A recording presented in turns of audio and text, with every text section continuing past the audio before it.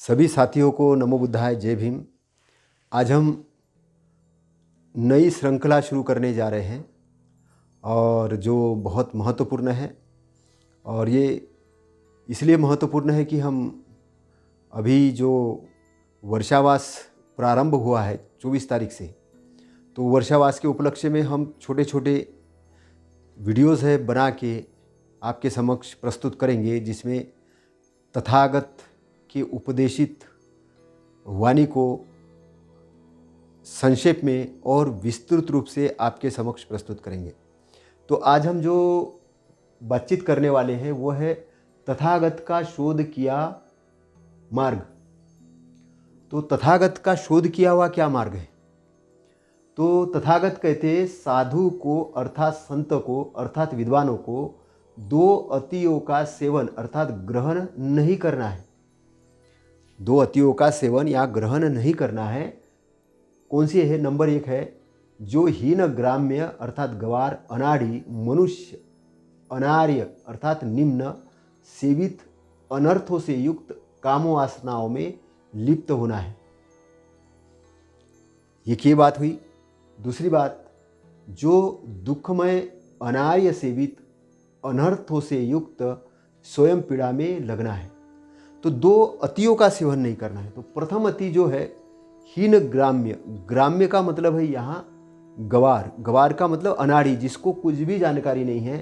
तो अनाड़ी जो मनुष्य है, अनार्य का मतलब है निम्न स्तर का, जिसको जानकारी कुछ भी नहीं है। ऐसा व्यक्ति सेवन करता है, मतलब ग्रहण करता है। कौन सा ग्रहण करता है? वो काम वासनाओं में लिप्त होता है। काम और वासना काम जब वासना का रूप धारण करता है, तब अनैतिक व्यभिचार के अंदर में जो लोग फंसते हैं, अनैतिक व्यभिचार। तो गृहस्थों के लिए जो दिया हुआ है वो एक अनुशासन में अपने पत्नी के साथ रहते हुए, वो एक अलग बात है। लेकिन कुछ लोग वेश्यागमन में या अनैतिक व्यभिचार में लग जाते हैं और अपने जीवन को उसी में ढाल लेते हैं। तो ये अनाड़ी लोग हैं, ये अज्ञानी लोग हैं। इनके द्वारा सेवित जो कार्य है वो विद्वानों को नहीं करना चाहिए, ये तथागत कह रहे हैं। क्योंकि कुछ लोग ऐसी शिक्षा देते थे कि काम वासना ही एक ऐसा उपाय है कि इसी से एंजॉय हो सकता है। तो इस प्रकार वो उसी में पड़े रहते थे और वही बातें करते थे, उसी प्रकार का साहित्य लिखते थे, उसी प्रकार से अपने जीवन को ढालते थे। तो इसलिए तथागत ने उसका एक क्राइटेरिया दिया। दूसरी अति उन्होंने ये बताई कि जो दुखमय, अनार्य सेवित, अनर्थों से युक्त स्वयं पीड़ा में लग जाना है। तो स्वयं पीड़ा में किस प्रकार के लग जाना है? कुछ लोगों को आपने देखा होगा कि जो स्वयं को पीड़ा देते हैं, मतलब खाना नहीं खाएंगे, 8-8 दिन नहीं नहाएंगे, पता चला कि कांटे के पेड़ के ऊपर सो जाएंगे, पैर में कोई चप्पल नहीं, कोई कुछ नहीं, जमीन पे ही सो रहे हैं, भूखे हैं, नंगे घूम रहे हैं। तो उनको ज्ञान ही नहीं हो रहा, मतलब स्वयं को इतनी पीड़ा दे रहे हैं। कोई उल्टे लटके हुए पेड़ के ऊपर, तो कुछ इस प्रकार से स्वयं को इस प्रकार से पीड़ा देते। कोई अपने बालों को नोचता है, तो कोई दाढ़ी को नोचता है, तो कोई 40-20 दिन खाना ही नहीं खाता है। तो इस प्रकार से पीड़ा देने में लग जाते। तो जो पीड़ा देने वाली बात है ये भी अनर्थों से युक्त है, अनार्य सेवित है। मतलब ये अनार्य का मतलब है कि यहाँ जो विद्वान नहीं है उन लोगों द्वारा सेवित है और स्वयं में पीड़ा देने वाली बात है, स्वयं के लिए दुख निर्माण करने वाली बात है। तो इन दो अतियों का सेवन नहीं करना चाहिए, ऐसे तथागत कह रहे। तो तथागत क्या कह रहे? इन दो अतियों में न जाकर तथागत ने मध्यम मार्ग ने राइट पाथ खोज निकाला है। तो तथागत ने ये दो अतियों में तथागत नहीं गए, तथागत ये दो अतियों में नहीं गए और न जाकर उन्होंने राइट पाथ खोज करके निकाला है। तो राइट पाथ यानी मध्यम मार्ग। तो राइट पाथ क्या है और राइट पाथ से क्या होगा? तो वो जो कहते हैं कि राइट पाथ यानी मध्यम मार्ग आपको क्या देगा?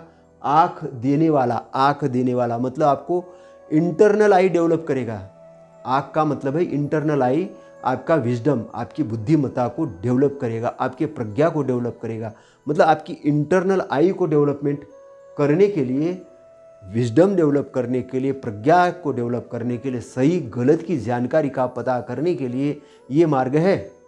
दूसरा, तथागत कहते हैं कि ज्ञान कराने वाला। ज्ञान आपको ज्ञान कराएगा, मतलब जानकारी देगा, ज्ञान कराएगा। जिस विषय के बारे में आपको जानकारी नहीं उसकी जानकारी देना शुरू करेगा, मतलब विद्वान बनाएगा आपको। तीसरा, तथागत कहते हैं कि शांति के लिए, अभिज्ञा के लिए। तो शांति का मतलब क्या है? शांति का मतलब इंटरनल पीस। इंटरनल पीस के लिए, कि आपका इंटरनल पीस निर्माण हो, उसके लिए मार्ग है। और आगे कहते परिपूर्ण ज्ञान के लिए। परिपूर्ण ज्ञान यानी संपूर्ण ज्ञान के लिए, परिपूर्ण ज्ञान के लिए और निब्बान के लिए। परिपूर्ण ज्ञान के लिए और निब्बान के लिए जो खोज निकाला है वह आर्य अष्टांगिक मार्ग है। तो निब्बान के लिए, तो निब्बान प्राप्ति के लिए, परिपूर्ण ज्ञान के लिए और निब्बान प्राप्ति के लिए। तो यहाँ निब्बान का मतलब क्या है? निब्बान का मतलब है कि इसी जीवन में अपने आंतरिक दुख को समाप्त करके, अपने चित्त को संस्कार रहित करके संपूर्ण रूप से शांतिमय यानी आनंदमय हो जाना, और आनंदमय हो जाके अपने को विजेता के रूप में प्रदर्शित करना, यानी हो जाना, यानी आपको दुर्गुणों पर विजय प्राप्त करना और सद्गुणों को ग्रहण करना, ये विजेता का मतलब है यहाँ। तो विजेता का मतलब अपनी बुराई को छोड़ना और अच्छाई को ग्रहण करना। तो इस मार्ग से जाने से आपको ये मिलेगा। तो निब्बान ने, तथागत ने जो शोध करके निकाला, जो निब्बान का एरिया, जो शांति का एरिया है, जो टाइमलेस एरिया, जो आनंद का एरिया है, जिस पर हम बहुत सारी इसमें बात भी कर चुके हैं, तो जो खोज निकाला वह आर्य अष्टांगिक मार्ग है। तो वो जो ये सब पाएंगे, किस मार्ग से पाएंगे? वह आर्य अष्टांगिक मार्ग। तो आर्य अष्टांगिक मार्ग को ही श्रेष्ठ अष्टांगिक मार्ग कहा है, और श्रेष्ठ अष्टांगिक मार्ग को ही मध्यम मार्ग भी कहा है। और मध्यम का मतलब होता है राइट पाथ। तो तथागत ने जो शोध करके निकाला है वो राइट पाथ है। तो आगे आने वाले इसमें हम राइट पाथ के 8 अंगों पर चर्चा करेंगे, और तब तक इस पर भी हम डिटेल में आपसे बात करेंगे। और तब तक के लिए मैं आपसे आज्ञा चाहता हूँ। नमो बुद्धाय, जय भीम।